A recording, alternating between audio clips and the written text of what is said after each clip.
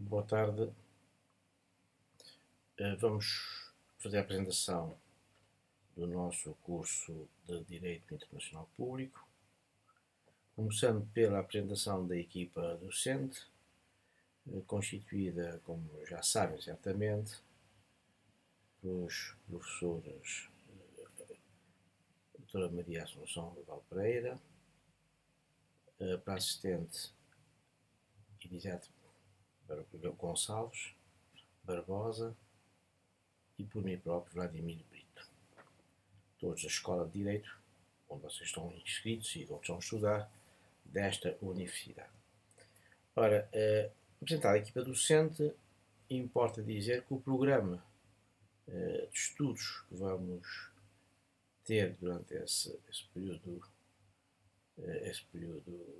letivo é um programa que procuramos adaptar ao tempo letivo atribuído a esta disciplina e, para além disso, é um programa que procura abranger as principais questões do direito internacional, tendo em vista a formação básica dos estudantes nesta área do direito.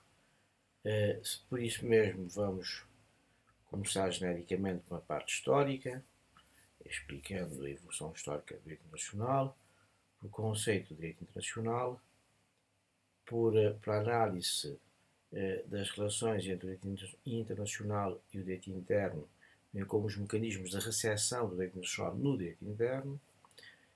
Abordaremos de seguida as teorias, enfim, sobre o direito internacional, isto é, as teorias que aceitam e que negam este ramo de direito como ramo de direito.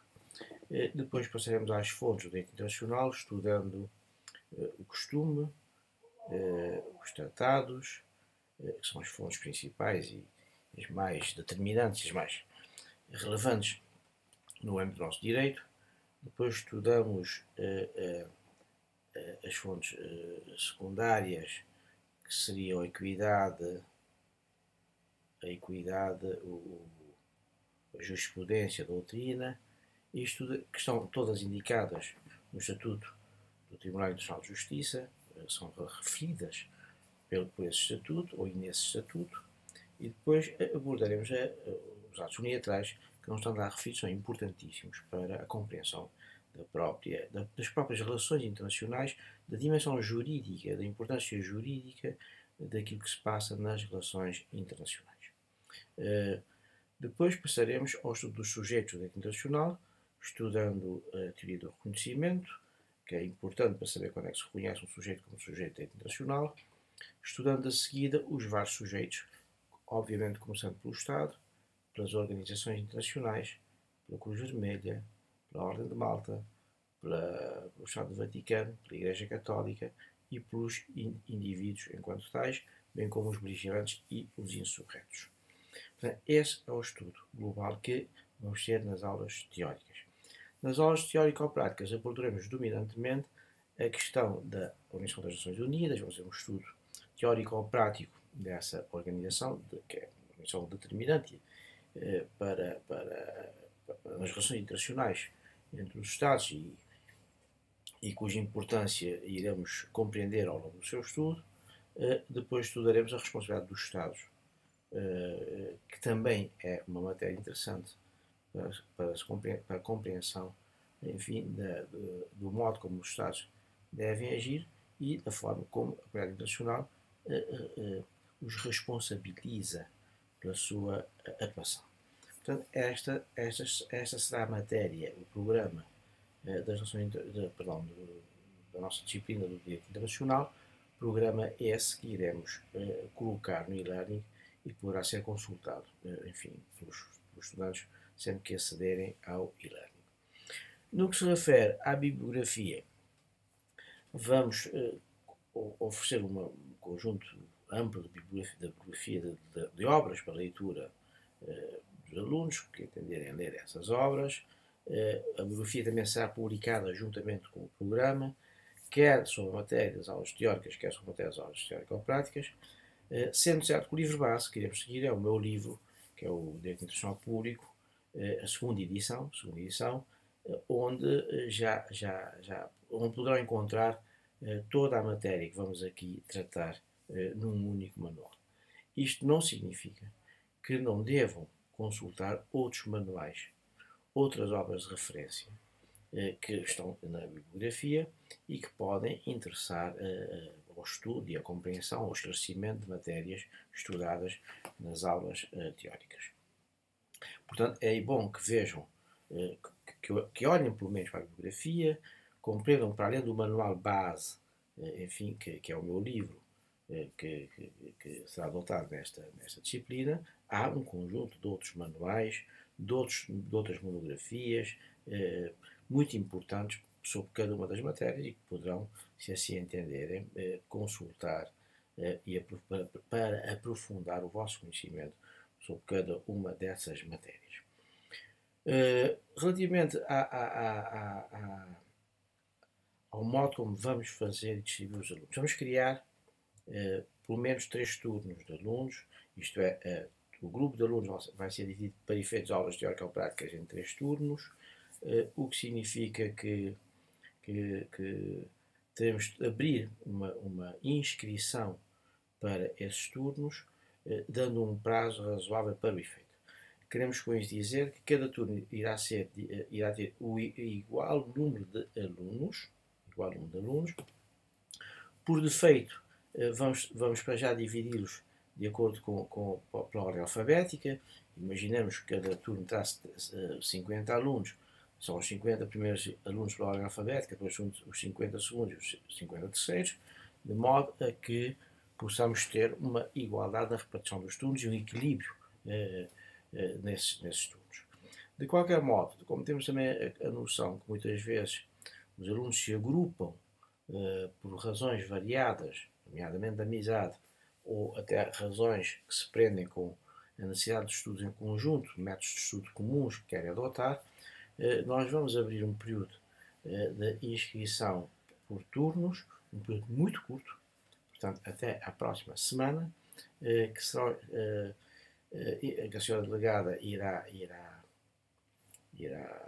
organizar e coordenar, juntamente com o Dr. Elisete, de modo a que na próxima semana nós possamos formar os turnos das aulas práticas e fazer a indicação de quais são os alunos que integram cada um dos turnos. Feito os turnos, não é possível estar a mudar de turno a partir do momento em que se fez o turno. Portanto, antes de se inscreverem no turno 1, 2 e 3, primeiro, segundo e terceiro turno, ou primeiro, segundo e terceira turma, se quisermos, falem turnos, porque no e-learning fala-se em turnos em vez de turmas, o aluno deve pensar a que turno pretende pertencer, ou em que turno se quer integrar, de modo a que possa enfim, seguir de modo a que possa estar naquela turma que ele próprio deseja. Porque uma vez inscrito não vamos estar a mudar, porque as mudanças trazem sempre confusão e desequilíbrios, etc. Portanto, os alunos que não se inscreverem serão inscritos por nós num dos turnos, de acordo com critérios de preenchimento do número de turnos que se vierem a mostrar necessários.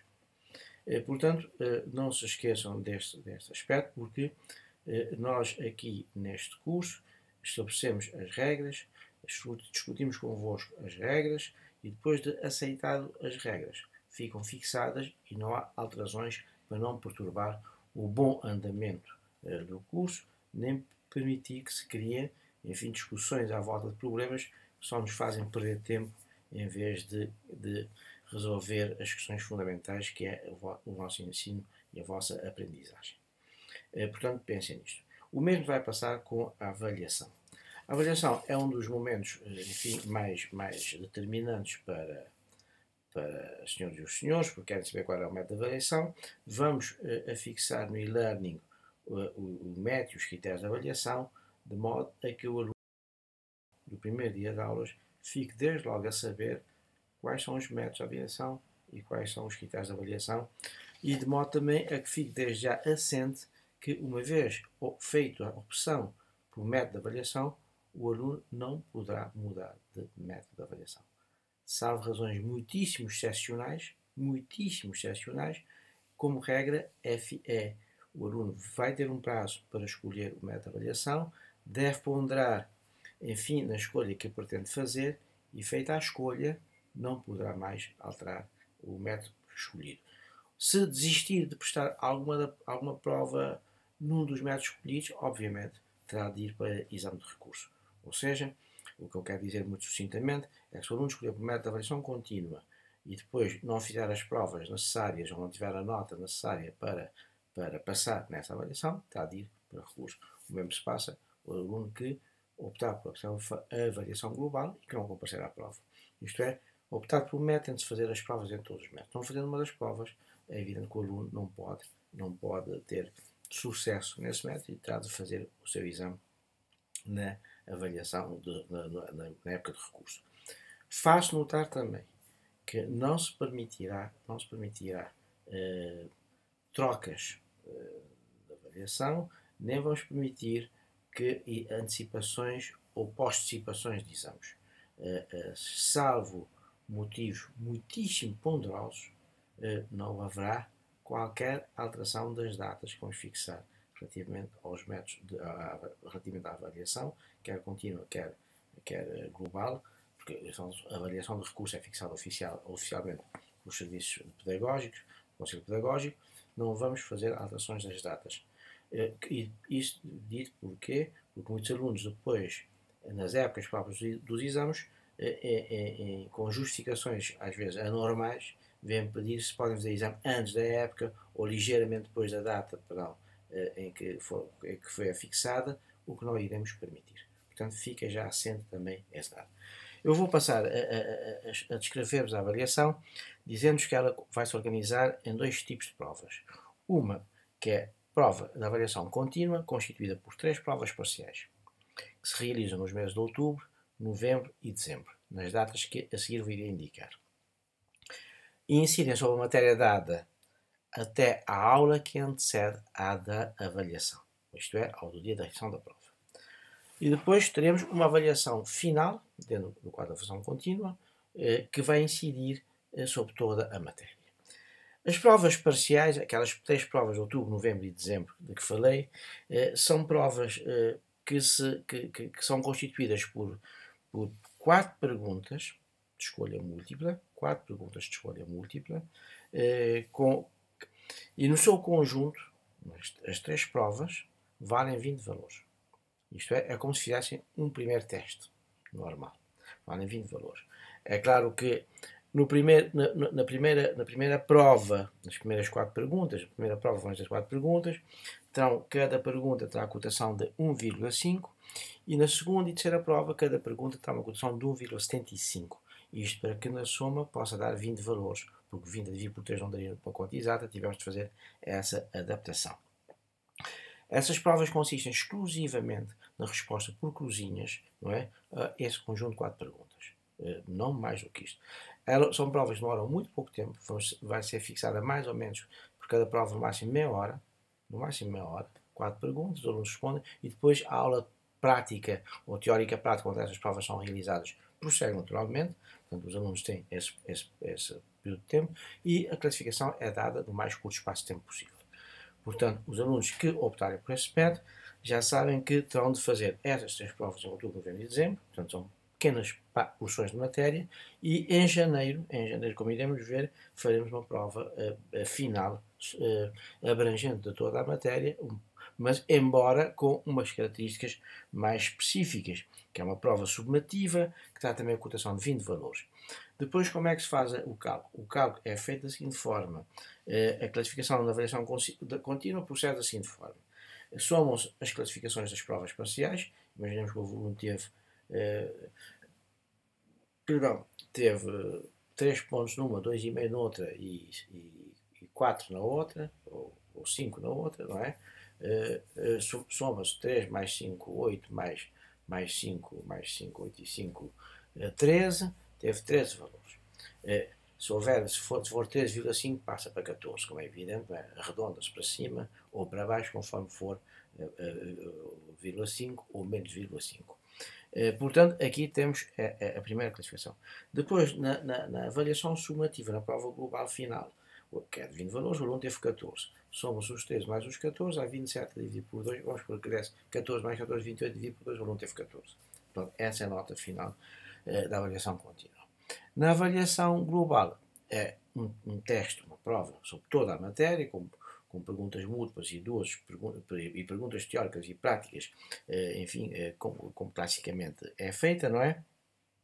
E o aluno também terá uma cotação de 0 a 20 valores, e a nota que o aluno tiver é aquela que tem. O aluno teve 10, teve 10, teve 15, teve 15, teve 18, teve 18. Portanto, essa é a nota da avaliação global. Portanto, resumindo, a avaliação contínua, há um somatório das três provas, das três primeiras provas, digamos, mais sucintas, e cujo somatório atribui uma nota das três primeiras provas, que será somada a nota da prova sumativa global e dividida por 2. A avaliação global é uma única prova, é a nota que aí tiver. Na prova de recurso funciona um pouco como na avaliação global, é um único teste para todos os alunos. É claro que os alunos que tiverem 8 ou 9 valores em qualquer das provas farão um oral. Imaginemos que o aluno teve nas três primeiras provas somadas à prova sumativa final, os alunos completaram a avaliação contínua, teve 9 valores, vem fazer um exame oral. Ou teve 8 valores, vem fazer um exame oral. O aluno também na prova global, não optou pela avaliação contínua, optou por uma avaliação final, que tiver 9 valores ou 8 valores, vem fazer a prova global, e o mesmo acontece no recurso. Vem fazer um exame oral e o mesmo acontece no recurso. Faz notar que, feita a opção pela prova, não há mudanças a seguir. Quem fez a opção fez e assume a opção até ao final. Se porventura desistir de fazer, terá de ir para recurso, como já vos tinha dito. Ora, quais são as datas que propomos para as provas? Primeira prova no dia 28 de outubro, a segunda prova no dia 25 de novembro e a terceira prova no dia 16 de dezembro. Como podem ver, é mais ou menos um mês a distância entre cada uma das provas. E depois a prova sumativa final, os alunos completaram para a avaliação contínua, e a prova global são feitas no mesmo dia, no dia 13 de janeiro, embora com provas diferenciadas, como é evidente. Portanto, vocês vão fazer o favor de pensar na prova que querem fazer, no método que querem adotar. Feita a escolha, os alunos irão inscrever-se no método, a senhora delegada de curso e a doutora Isaac farão a coordenação dessa inscrição.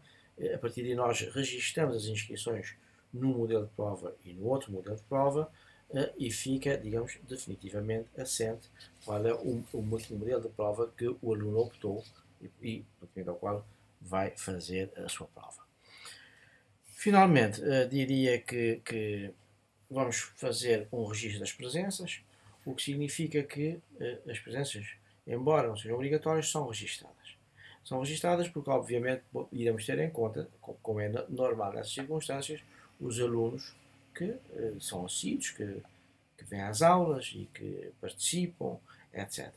Os que não quiserem vir às aulas não virão, o problema é deles, porque são maiores e fazem a opção que melhor entenderem, mas terão de facto de estudar, enfim, por si próprios, se quiserem.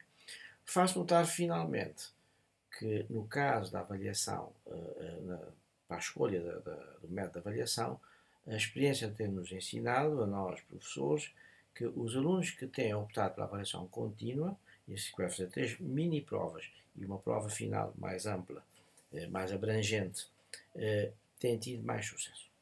Têm tido mais sucesso por várias razões. Primeiro, porque estão a estudar mais permanentemente, estão em cima da matéria permanentemente, mensalmente têm um bloco de matéria que estudam. Em segundo lugar, porque vão fazendo exames, digamos, parciais de pequenas porções de matéria e no final, embora façam um exame de toda a matéria, mas não lhes é difícil porque já têm uma noção global, enfim, da matéria que foi sendo dada e, portanto, torna-se mais fácil isto. Normalmente também são os alunos cujas presenças registadas são as que mais frequentam as aulas. Os alunos que fazem avaliação global têm mais sucesso aqueles que participam e estão presentes nas aulas do que aqueles que não aparecem nas aulas. Estes normalmente têm menos sucesso e, finalmente, os alunos que vão a recurso regra geral, são aqueles alunos que têm menos sucesso. Portanto, esta é a experiência que nos ensina e, portanto, pedimos que tivessem em conta esses factos na escolha que vão fazer. Quanto à escolha que vão fazer, vamos conceder um período de tempo razoável. Como temos o primeiro teste no dia 28 de outubro, vamos conceder um período de tempo até ao fim do mês, até o dia 1 de outubro, ou melhor, 30 de setembro à meia-noite. No dia 1 de outubro teremos tudo organizado e a partir do dia 1 de outubro já sabemos quais são os alunos que querem, ou seja, têm 15 dias para serenamente refletirem e fazerem a vossa opção. De qualquer modo, vamos agora abrir a discussão sobre as datas das provas e se entenderem que elas são corretas, ficam já definitivamente fixadas essas datas, de modo a ocupar já esse espaço para as vossas mini-provas, que são provas no próprio dia de aulas. Portanto, aquelas 3 pequenas provas ocorrem no dia de aulas, portanto não há perturbação para qualquer outro exame, para qualquer outra prova de outras disciplinas. Mas temos em conta se, enfim, houver alguma necessidade de ajustar essas datas, sendo certo não podem ser muito diferentes dessas, não podem ser... Não pode haver muita alteração muito profunda nas datas, porque temos de fazer mesmo essas 3 provas, mais ou menos um espaço de um mês por cada prova. Posto isto, fica feita a apresentação. Estejam atentos ao e-learning, onde iremos colocar os avisos, as informações, as classificações, o programa será lá colocado, enfim, é o sítio de comunicação com os alunos. O que não impede que nos possam procurar nos nossos gabinetes, sempre que assim entender, nos dias do atendimento ou fora desses dias, sempre nos encontrarem, que tenhamos, enfim, disponibilidade de tempo para os receber. Não haverá problemas nessa matéria. Contactem connosco quando assim entenderem. O que nós pedimos era que contactassem de facto connosco sobre coisas sérias e na época dos exames, naquela semana dos exames, não começassem a fazer-nos perguntas como que matéria é que vai sair, como é que vai ser o exame, porque isto tudo será dito ao longo das aulas. São perguntas a que não responderemos. Porque quem não veio às aulas que viesse, quem não esteve atento que estivesse. Porque nós nas aulas vamos ter o cuidado de informar tempestivamente como a matéria que vai sair, como é que, enfim, fazer exercício sobre matérias, enfim, sobre testes, sobre provas, dar explicações, tirar dúvidas, etc. Não vai ser por e-mail, porque a esses e-mails, com essas perguntas que muitos alunos fazem, não responderemos. Como também não vamos admitir alterações de datas de exames ou de hora de exames, porque os alunos decidiram fazer férias nessa altura, com os pais ou sozinhos, decidiram ir não sei onde, etc. Portanto, só por razões absolutamente excepcionais e devidamente comprovadas serão admitidas alterações. Portanto, podemos abrir agora um período de discussão convosco para acertar as datas dos exames, dar algum esclarecimento sobre o método de avaliação, esclarecimentos que poderão ser dados nas aulas até ao dia que vocês tendem a entregar as vossas opções. Portanto, não se coíbam de pedir esclarecimentos sempre que entenderem que de facto têm dúvidas sobre isto antes de fazerem a opção. Muito obrigado, boa tarde, até à próxima aula que ocorrerá dentro da próxima semana. Muito obrigado.